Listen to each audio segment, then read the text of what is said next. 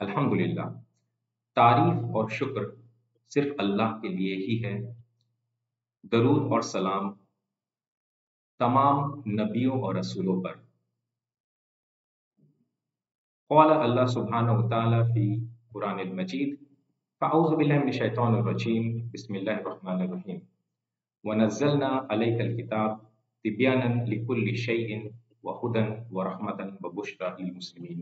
सदक़ल्लाहुल अज़ीम। सूरह नहल, सूरह नंबर 16, आयत नंबर 99।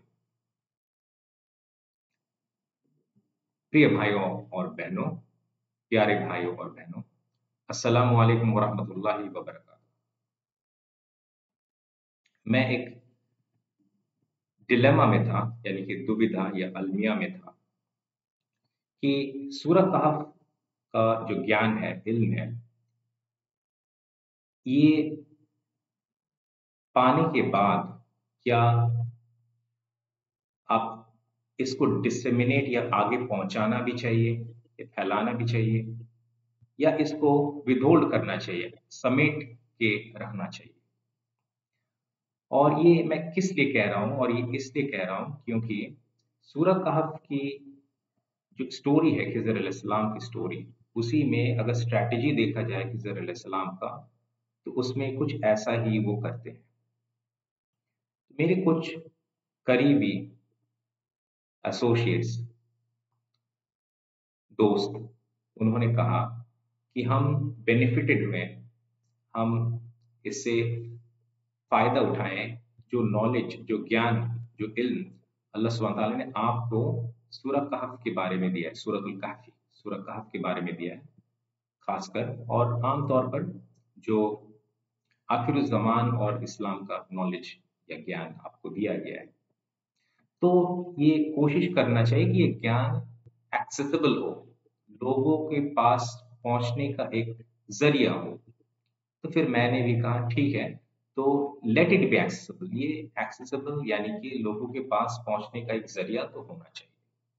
और सिर्फ़ यही कोशिश, यही मकसद की वजह से हम लोग ये सीरीज़ का शुरू या इजाद कर रहे हैं, और कोई मोटिवेशन इसके पीछे नहीं है। आम तौर पे ये सूरह कहफ के बारे में इसका जो दायरा है इतना बड़ा है, इतना वसी है कि इसके ऊपर हम लोग बहुत सारी बात कर सकते हैं। लेकिन इस सीरीज़ का मकसद वो नहीं है, वो हम करेंगे इंशाअल्लाह, हम अवॉइड नहीं करना चाह रहे हैं, लेकिन उसका वो एक सेपरेट सीरीज़ में करेंगे। That is the topic for another discussion, another series. इस सीरीज़ में सिर्फ़ और सिर्फ़ हम लोग फ़ोकस करेंगे टेक्स्ट पर। टेक्स्ट यानी कि आप कह सकते हैं मूल पाठ या मतन। इसके ज़रिए से हम समझने की कोशिश करेंगे।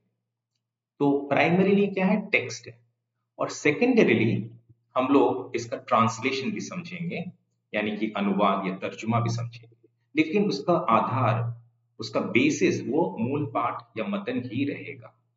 इसके अलावा हम लोग कुछ तावील पर भी फोकस करेंगे। तावील यानी इंटरप्रिटेशन, आप कह सकते हैं व्याख्या या तशरीह। और ये इसलिए क्योंकि ये वर्ड तावील ये सूरह कहफ में ही 2 बार आ चुका है, खिज़र अलैहिस्सलाम वाला स्टोरी में, तो ये भी बहुत इंपॉर्टेंट है। तो जब हम लोग इस सूरह और एक महदूद दायरे में, एक क्लोज्ड सॉर्ट ऑफ सर्किट में ये आलोचना, ये परिचय, ये तारुफ कर रहे हैं, और उसके पस मंज़र में एक पूर्व परिचय या पेश की तारुफ भी हम लोग कर रहे हैं, डिस्कशन अभी।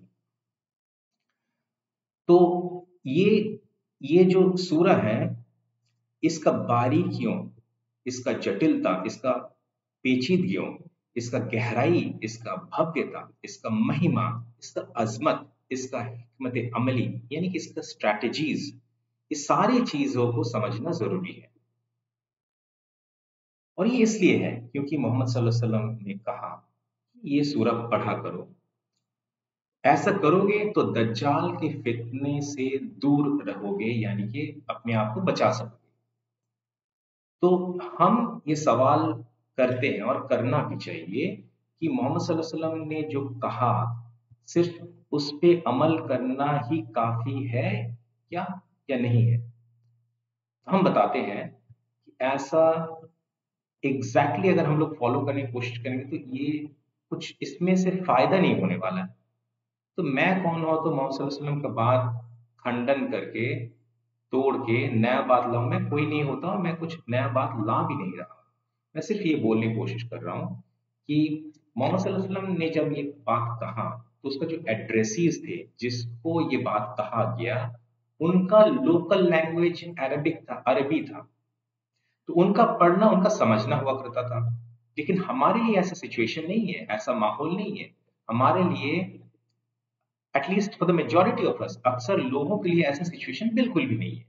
अगर ऐसा सिचुएशन होना है तो फिर अरबिक एज अ लैंग्वेज, अरबी एज अ भाषा, एज अ जुबान, ये हमको सीखना है, तब ठीक है। अगर ऐसा नहीं हो सकता है तो फिर हमें क्या करना है? इसका मूल पाठ से या मतन से, टेक्स्ट से ये समझने की कोशिश करना है। और यही मेरा मकसद के इस सीरीज के जरिए से मैं आप तक पहुंचा हूं। और इसके साथ साथ मैं अनुवाद भी करूंगा, एक तर्जुमा भी करूंगा, जिसका आधार या बेसिस भी होगा ये मूल पाठ, ये अरबिक टेक्स्ट। जैसे कि मैंने बताया कि ये इसलिए जरूरी है क्योंकि यहाँ पर जो मैसेज दिया हुआ है, वो मैसेज को समझना है, और मैसेज को समझ के हमें स्ट्रैटेजीज को फॉलो करना है, अपने जीवन पे लाना है। तभी हम लोग ये दज्जाल के फितने से हम लोग अपने आप को बचा पाएंगे। इसके अलावा ये मुमकिन ही नहीं है, पॉसिबल ही नहीं है। ये छोटा सा जो समझ लीजिए एक प्री इंट्रोडक्शन था, जो एक अभी उसके बेसिस पे हम लोग एक इंट्रोडक्शन भी किए। इसके आगे हम लोग हर आयत एक एक करके आगे बढ़ते रहेंगे और इसको समझते रहेंगे, समझाते रहेंगे। और मैं आपको अ, ये जो अनुवाद है, ये जो तर्जुमा है, प्राइमरीली मैंने इंग्लिश में इंग्लिश में मैंने किया है। तो इंग्लिश में भी ट्रांसलेशन मैं आपके सामने रखूंगा। अरबिक से तो हम लोग समझेंगे ही, इसके अलावा इंग्लिश में ट्रांसलेशन हम लोग समझेंगे, समझाने का मैं मतलब समझाऊंगा। और इसके साथ साथ हिंदी और उर्दू में भी ये जो अनुवाद और तर्जुमा है, वो भी मैं आपको समझाने की कोशिश करूंगा। क्योंकि मेरा जो ये क्या बोलते हैं, जो एक्सपर्टीज है इंग्लिश में, हिंदी में, उर्दू में है, लेकिन उस हद तक नहीं है, उस लेवल तक नहीं है जिस लेवल तक मेरे इंग्लिश में ये, जिस लेवल तक मुझे इंग्लिश में समझाने में आसानी होता है। तो जाहिर सा बात है, तो इंग्लिश में भी मैं रखूंगा और हिंदी उर्दू में भी मैं कोशिश करूंगा।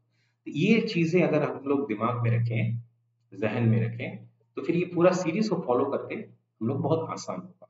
और बाकी जितने सारे डिस्कशन है सूरह कहफ के बारे में, ये एक समझ लीजिए, ये बहुत बड़ा, एक बहुत वसी सुपर महासागर की तरह है। तो इसका कोई अंत नहीं, वो सब करेंगे, उसका अवॉइड नहीं करें, लेकिन एक सेपरेट सीरीज में करें। तो इंट्रोडक्शन के लिए सिर्फ इतना ही मुझे बोलना था। आगे इंशाल्लाह जैसे जैसे मैं ये सीरीज को आगे लेके बढ़ूंगा, वो आप समझ पाएंगे और अप्रिशिएट भी कर पाएंगे, और वो समझेंगे और उसको अप्रिशिएट करेंगे, उसको स्ट्रेटेजीज को इम्प्लीमेंट करेंगे, जीवन में लाएंगे, तो ये सारी चीजों से फायदा होगा इंशाल्लाह। इसी मकसद से हम लोग ये सीरीज स्टार्ट कर रहे हैं। और आइंदा हम लोग बहुत जल्द मिलेंगे, वर्स नंबर 1 से हम लोग शुरू करेंगे। इसी के साथ ये छोटा सा मुख्तसर सा इंट्रोडक्शन हम लोग यहीं पर खत्म करते हैं। वहाँ के रुद्दावाना अनिल हम्दुलिल्लाह रब्बिल आलमीन।